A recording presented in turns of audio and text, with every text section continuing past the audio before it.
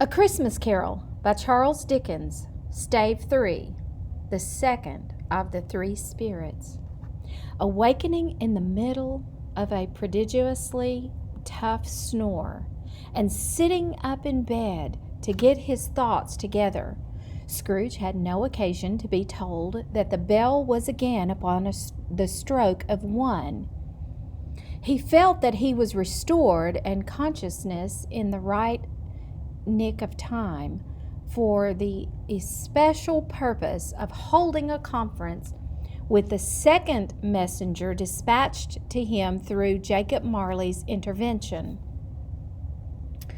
But finding that he turned uncomfortably cold when he began to wonder which of his curtains this new spectre would draw back, he put them every one aside with his own hands, and lying down again, established a sharp lookout all around the bed, for he wished to challenge the spirit on the moment of its appearance, and did not wish to be taken by surprise and made nervous.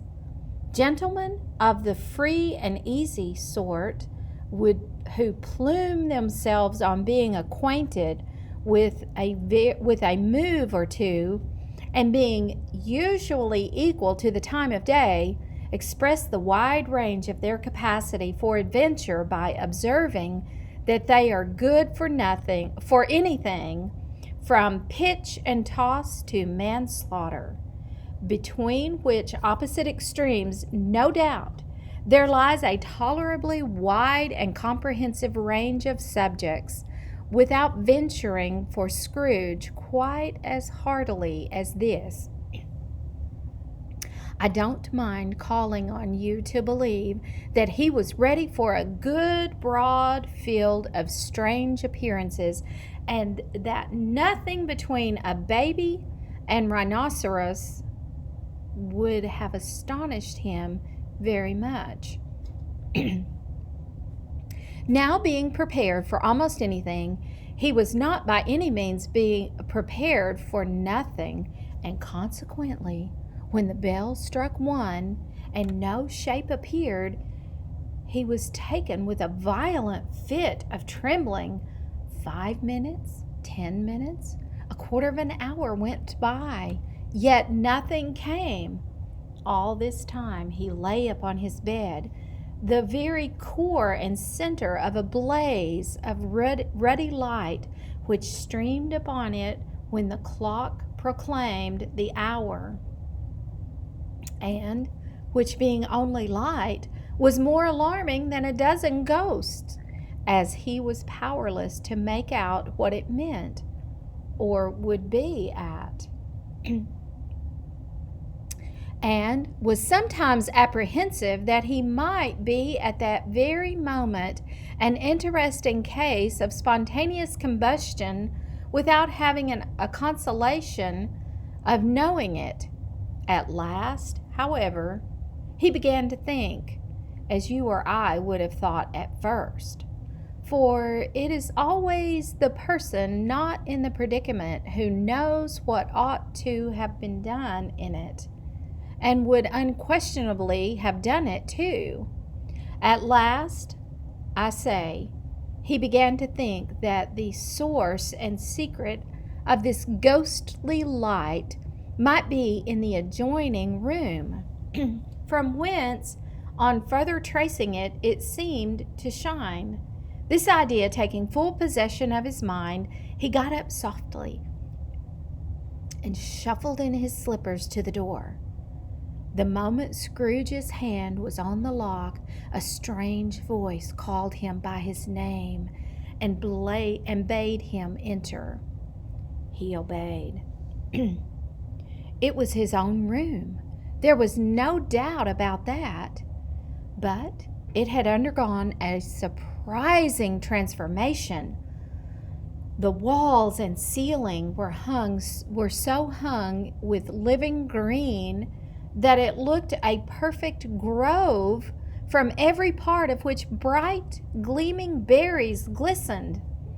The crisp leaves of holly, mistletoe, and ivy reflected back the light as if so many little mirrors had been scattered there, and such a mighty blaze went roaring up the chimney as that dull petrifaction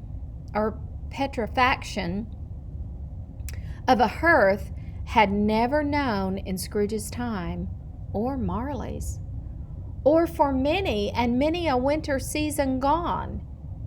Heaped up on the floor to form a kind of throne were turkeys, geese, game, poultry, brawn, great joints of meat, sucking pigs, long wreaths of sausages, mince pies, plum puddings, barrels of oysters, red-hot chestnuts, cherry-cheeked apples, juicy oranges, luscious pears, immense twelfth cakes, and seething bowls of punch that made the chamber dim with their delicious steam.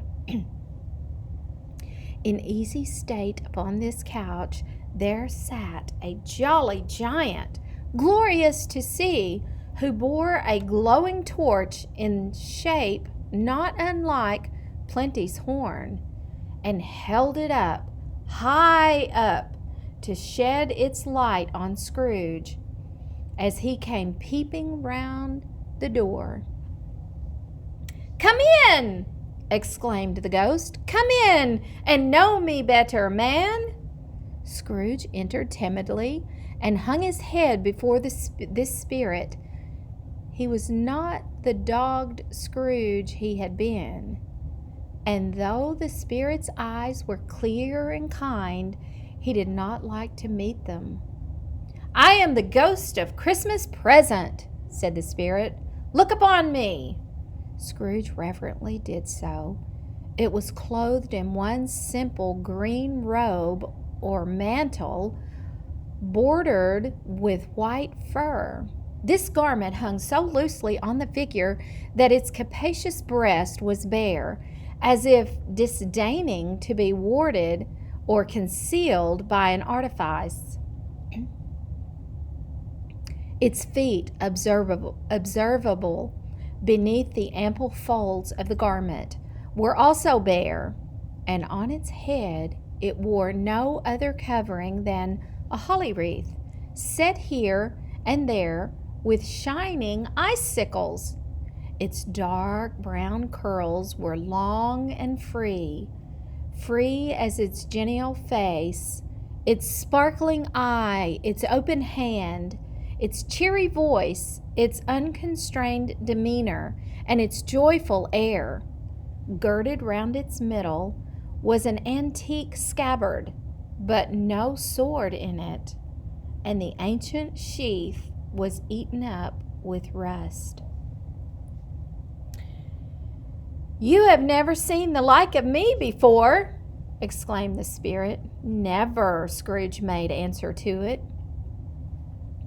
"Have never walked forth with the younger members of my family, meaning, for I am very young, my elder brothers born in these later years," pursued the phantom. "I don't think I have," said Scrooge. "I am afraid I have not. Have you had many brothers, spirit?" "More than 1,800, said the ghost. "A tremendous family to provide for," muttered Scrooge. The ghost of Christmas Present rose. "Spirit," said Scrooge submissively, "conduct me where you will. I went forth last night on compulsion, and I learnt a lesson, which is working now. Tonight, if you have aught to teach me, let me profit by it." "Touch my robe." Scrooge did as he was told and held it fast. Holly, mistletoe, red berries, ivy, turkeys, geese, game, poultry, brawn, meat, pigs, sausages, oysters, pies, puddings, fruit, and punch all vanished instantly. So did the room, the fire, the ruddy glow, the hour of of night, and they stood in the city streets on Christmas morning, where, for the weather was severe, the people made a rough but brisk and not unpleasant kind of music in scraping the snow from the pavement in front of their dwellings and from the tops of their houses, whence it was mad delight to the boys to see it come plumping down into the road below and splitting into artificial little snowstorms. The house fronts looked black enough and the windows blacker, contrasting with the smooth white sheet of snow upon the roofs and with the dirtier snow upon the ground, which last deposit had been plowed up in deep furrows by the heavy wheels of carts and wagons, furrows that crossed and recrossed each other hundreds of times, where the great streets branched off and made intricate channels hard to trace in the thick yellow mud and icy water.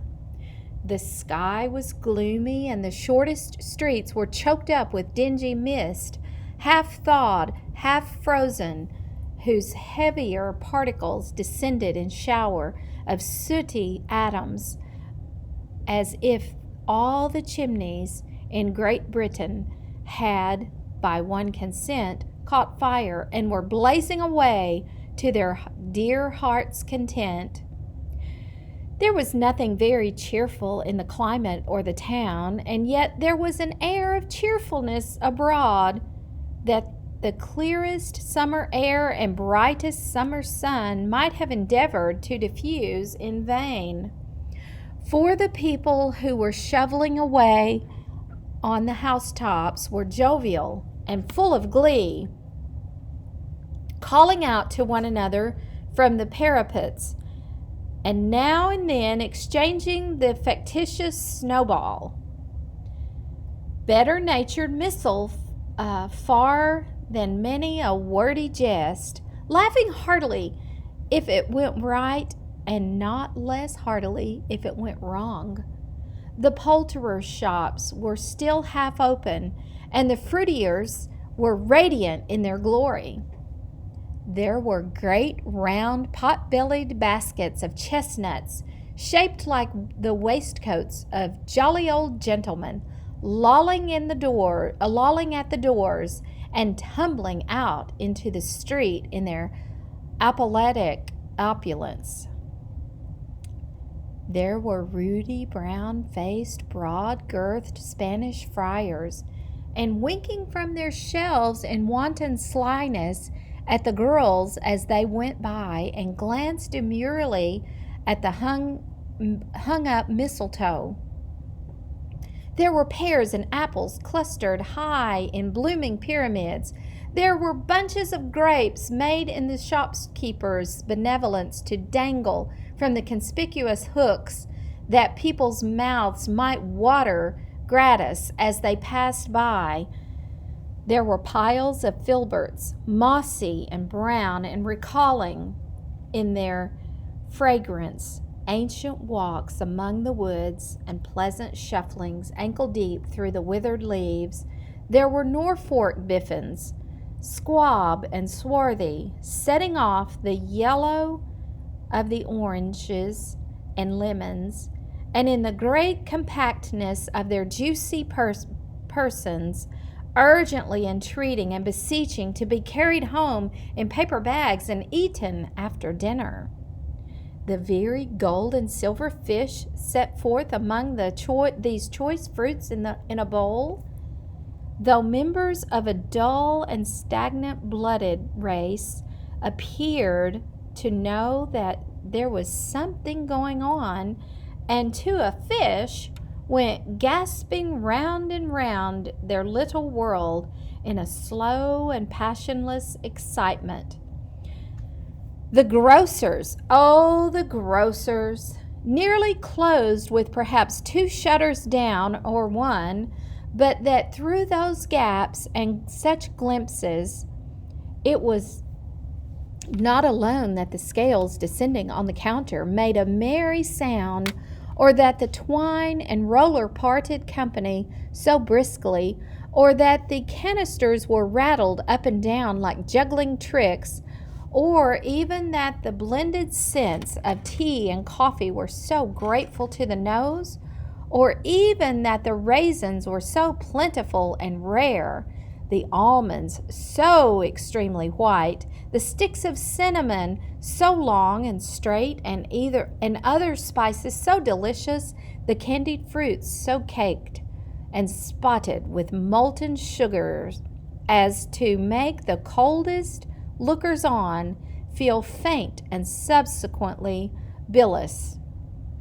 Nor was it that the figs were moist and pulpy, or that the French plums blushed in modest tartness from their highly decorated boxes, or that everything was good to eat and in its Christmas dress, but the customers were all so hurried and so eager in the hopeful promise of the day that they tumbled up against each other at the door, clashing their wicker baskets wildly, and left their purchases upon the counter, and came running back to fetch them, committed hundreds of the like mistakes in the best humor possible, while the grocer and his people were so frank and fresh that the polished hearts with which they fastened their aprons behind might have been their worn aside outside for general inspection, and Christmas dolls to peck at if they chose. But soon the steeples called good people all to church and chapel, and away they came, flocking through the streets in their best clothes with their gayest faces. And at the same time there emerged from scores of by-streets, lanes, and nameless turnings innumerable people carrying their dinners to the baker's shops.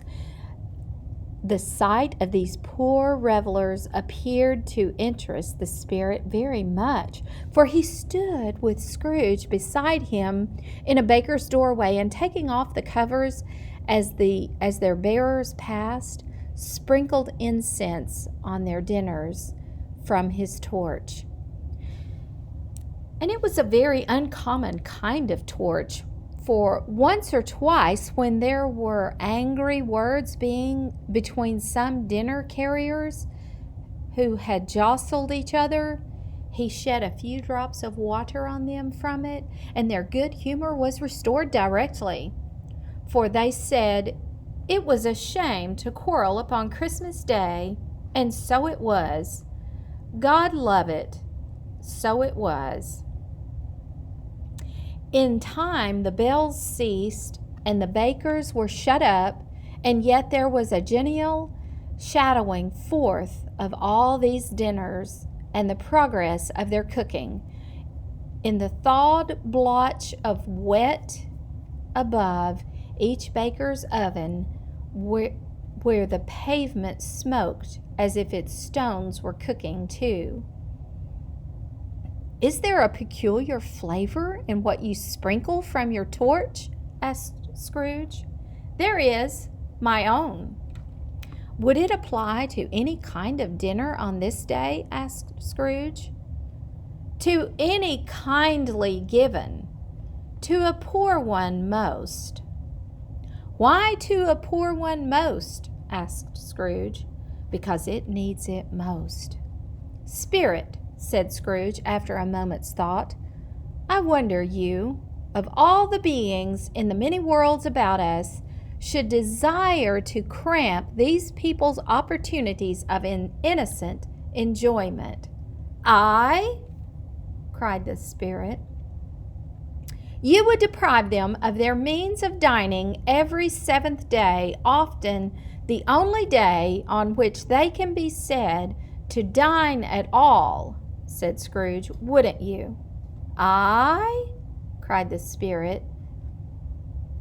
"You seek to close these places on the seventh day," said Scrooge, "and it comes to the same thing." "I seek?" exclaimed the spirit. "Forgive me if I am wrong.